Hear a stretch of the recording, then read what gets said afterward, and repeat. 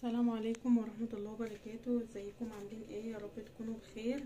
الرنجة الجميلة بتاعتنا وصلت معانا اهي، بسم الله ما شاء الله. شايفين حجمها قد ايه؟ اللهم بارك، جميلة جدا. طبعا احنا مش بنجيب غير الرنجة البطروخ المخرز.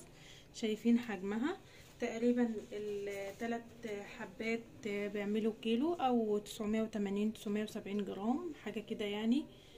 شايفين الحجم؟ اللهم بارك. الرنجة طبعا انتوا عارفين ان انا مش بجيب غير البطروخ المخرز اهو. شايفين كمان النخشوش بتاعها، بسم الله ما شاء الله، نضيف من جوه ازاي. نحاول بقى نفتح واحدة كده معاكم نشوف شكلها عامل ازاي. بسم الله الرحمن الرحيم.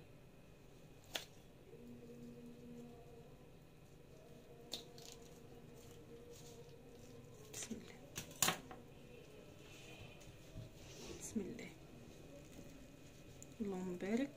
شايفين شكلها، شكل البطروخ بتاعنا، شايفين شكله بطروخ المخرز، اللهم بارك، تحفة جدا. شايفين شكل اللحم بتاعها.